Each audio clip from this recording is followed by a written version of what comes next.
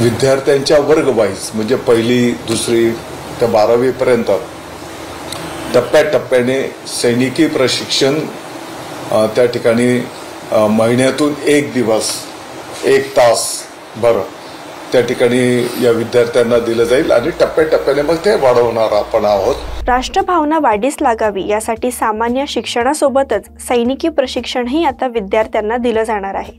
तशी घोषणा शिक्षण मंत्री दादा भुसे यांनी केली, जी आता तुम्ही ऐकली। या निर्णयामागे विद्यार्थ्यांमध्ये लहानपणापासूनच देशभक्ती, शिस्त आणि शारीरिक तंदुरुस्ती रुजवण्याचा उद्देश आहे। या उपक्रमासाठी थोड्या नाही तर तब्बल 2.5 लाख निवृत्त सैनिकांची मदत घेतली जाणार आहे। पण प्रश्न असा आहे की सैनिकी प्रशिक्षणामुळे खरंच राष्ट्रभावना वाढेल का? राष्ट्रभावना वाढवण्यासाठी आणखी काय करता येऊ शकतं? इतर देशांमध्ये यासाठी काय केलं जातं याचीच चर्चा करायची आहे। सो व्हिडिओ स्किप न करता पूर्ण पहा।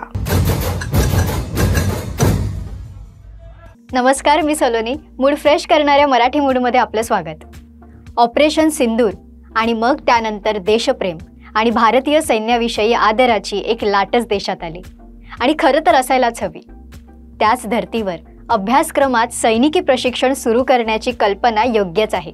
शिस्त, नेतृत्व, शारीरिक तंदुरुस्ती आणि संघटित कार्याची भावना ही विकसित व्हायला यामुळे मदतच होणार आहे। पण केवळ सैनिकी प्रशिक्षणाने राष्ट्रभावना वाढेल याची काही खात्री देता येणार नाही। राष्ट्रभावना ही एक व्यापक अशी संकल्पना आहे, जी केवळ सैनिकी प्रशिक्षणापुरतीच मर्यादित नाहीये। ती वाढवण्यासाठी शिक्षण, संस्कृती, सामाजिक मूल्ये आणि ऐतिहासिक जाणीवांचा समन्वय आवश्यक आहे। जर सैनिकी प्रशिक्षणाचा अवलंब हा जबरदस्तीने किंवा एकांगी दृष्टिकोनातून केला गेला तर त्याचा उलट परिणाम होऊ शकतो। उदाहरणार्थ, विद्यार्थ्यांना वैचारिक स्वातंत्र्य आणि समजूतदारपणा शिकवलंच नाही तर ते मेकॅनिकली ट्रेनिंग घेतील, पण त्यांच्या मनात खरी देशभक्ती रुजणार नाही। राष्ट्रभावना वाढवण्यासाठी प्रभावी उपाय काय? राष्ट्रभावना वाढवण्यासाठी सैनिकी प्रशिक्षण हा एक भाग असू शकतो, पण त्याला पूरक अशा इतर बाबींवरही लक्ष द्यायला हवं। इतिहास आणि स्वातंत्र्य लढ्याची शिकवण। अभ्यासक्रमात इतिहास आपण शिकतोच, पण तो अधिक प्रभावी असायला हवा। जसं की छत्रपती शिवाजी महाराज यांचा इतिहास। स्वातंत्र्य लढ्याचा इतिहास असेल तर गडकिल्ले मोहीम राबवणे, साहसी खेळ, शिबिर अशा गोष्टी अभ्यासक्रमात असायला हव्यात, ज्या आत्ता नाही आहेत। संविधान आणि नागरिकत्व। भारतीय संविधानातील मूलभूत हक्क, कर्तव्ये आणि एकतेच्या तत्वांबद्दल जागरूकता निर्माण करणे। यामुळे विद्यार्थ्यांना देशाचे नागरिक म्हणून त्यांची भूमिका समजेल। पण आपल्याकडे केवळ 20 मार्कांचा नागरिकशास्त्राचा अभ्यासक्रम शिकवला जातो, जो पुरेसा नाहीये। आपली राज्यघटना काय आहे हे सांगतानाच समाजात राहत असताना कोणत्या नियमाचं पालन आपण केलं पाहिजे हेही लहानपणापासूनच रुजवलं तर सुजाण नागरिक घडेल। प्रत्येकाला हक्कांची जाणीव असते, कर्तव्य पालन मात्र करायचं नसतं। आज आपण हे बघतोच आहोत। सरकारकडून प्रत्येकाला अपेक्षा असते, स्वतःचं योगदान मात्र द्यायचं नसतं, मेहनत घ्यायची नसते। विविधतेचा आदर। भारताच्या सांस्कृतिक, भाषिक आणि धार्मिक विविधतेचा आदर करायला शिकवणं जे आत्ताच्या काळात जरा जास्तच गरजेचं वाटायला लागलंय। धार्मिक भिंती या विकासाच्या, चांगला नागरिक घडवण्याच्या आड येतात। भारत विविधतेने नटलेला आहे हे आपण ऐकतो, तशी प्रतिज्ञाही आपण शाळेत रोज घेत असतो, म्हणत असतो। प्रत्यक्षात पालन किती करतो हे प्रत्येकानं स्वतःला विचारावं। राष्ट्रीय एकतेचे उपक्रम। राष्ट्रीय सेवा योजना म्हणजेच NSS आणि राष्ट्रीय छात्र सेना म्हणजे NCC यांसारख्या योजनांना प्रोत्साहन द्यायला हवं। यामुळे विद्यार्थ्यांना सामाजिक कार्य आणि नेतृत्वाची संधी मिळते। या गोष्टी खरं तर सक्तीच्या कराव्यात, यात चॉईस असताच कामा नये। राष्ट्रीय सण आणि स्मारक। स्वातंत्र्य दिन, प्रजासत्ताक दिन यांसारखे राष्ट्रीय सण शाळांमध्ये उत्साहाने साजरे तर होतात, पण या दिवशी काही साहसी खेळासारखे सामाजिक सेवा, वृक्षारोपण यासारखे उपक्रम राबवले तर लहानपणापासूनच सुजाण नागरिकाची बीजं रोवली जातील। ऐतिहासिक स्मारकांना भेटी देणे हाही चांगला पर्याय आहे। सामाजिक जाणीव निर्माण करणे।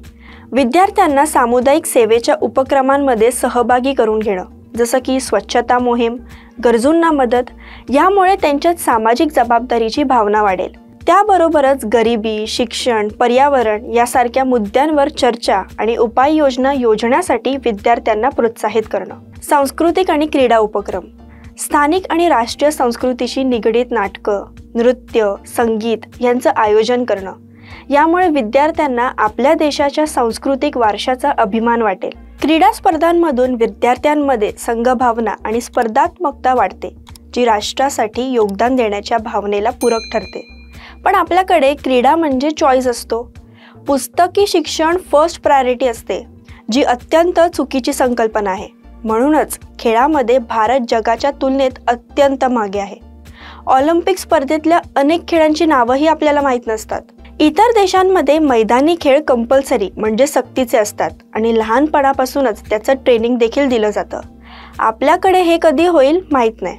आधुनिक तंत्रज्ञानाचा योग्य वापर, डिजिटल सोशल मीडियाचा योग्य वापर ही भारतासाठी काळाची गरज आहे. भारतातलं सोशल मीडिया म्हणजे एक टाइमपासचं साधन झालंय. लहान मुलंही केवळ रील बनवणे आणि रील पाहणं ह्यातच रमलेली असतात. हेच आपलं आयुष्य आहे असं त्यांना वाटतंय. पुढच्या पिढीचं भवितव्य यामुळे अंधारात असल्याचं दिसतं. यावर काही प्रभावी उपाय शालेय स्तरापासूनच योजावेत. इतर देशांमध्ये राष्ट्रप्रेम वाढवण्यासाठी काय केलं जातं? Pledge of एलिजन्स.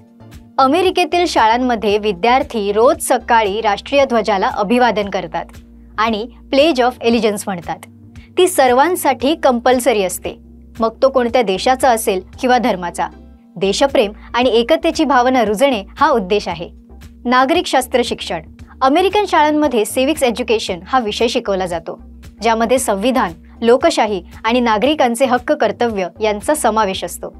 राष्ट्रीय स्मारक आणि संग्रहालय.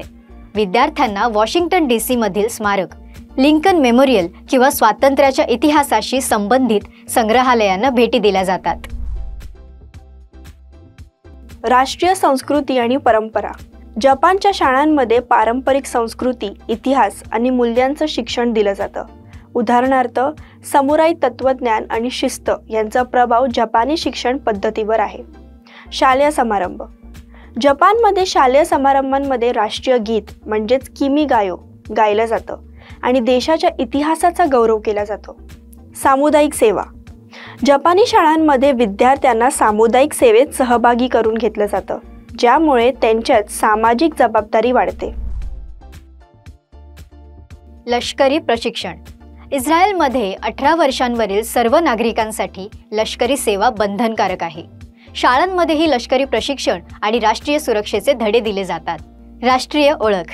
इस्रायलच्या शिक्षणात राष्ट्रीय ओळख आणि इतिहासावर विशेष भर दिला जातो. होलोकॉस्ट आणि स्वातंत्र्य लढ्याच्या कहाण्या विद्यार्थ्यांना शिकवल्या जातात. युवा चळवळी. इस्रायलमध्ये युवा चळवळी म्हणजेच युथ मुवमेंट्स सक्रिय असतात, ज्या सामाजिक कार्य आणि राष्ट्रीय एकतेला प्रोत्साहन देतात. दक्षिण कोरिया. राष्ट्रीय शिक्षण. दक्षिण कोरियामध्ये शाळांमध्ये राष्ट्रीय इतिहास आणि स्वातंत्र्य लढ्यावर आधारित शिक्षण दिलं जातं. कोरियन युद्ध आणि देशाच्या प्रगतीच्या कथा विद्यार्थ्यांना प्रेरणा देतात. सामुदायिक उपक्रम. सामुदायिक उपक्रम आणि स्वयंसेवा यांना प्रोत्साहन दिलं जातं, ज्यामुळे विद्यार्थ्यांमध्ये सामाजिक बांधिलकी वाढते. राष्ट्रीय अभिमान. दक्षिण कोरियामध्ये K-पॉप, K-ड्रामा आणि तंत्रज्ञान यांसारख्या क्षेत्रांमधील यशाचा अभिमान विद्यार्थ्यांमध्ये रुजवला जातो. इतिहास शिक्षण. जर्मनीत दुसऱ्या महायुद्धाच्या आणि होलोकॉस्टच्या इतिहासावर विशेष भर दिला जातो, ज्यामुळे विद्यार्थ्यांना भूतकाळातील चुकांमधून शिकण्याची संधी मिळते आणि राष्ट्रीय जबाबदारीची जाणीव होते. नागरिकशास्त्र. जर्मनीच्या शाळांमध्ये लोकशाही, मानवाधिकार आणि सामाजिक समानतेचे धडे दिले जातात, ज्यामुळे विद्यार्थ्यांमध्ये देशासाठी समर्पणाची भावना वाढते. सांस्कृतिक एकता. जर्मनीत सांस्कृतिक विविधतेचा आदर करताना राष्ट्रीय एकतेवरही भर दिला जातो. हे सगळे विकसित देश आहेत.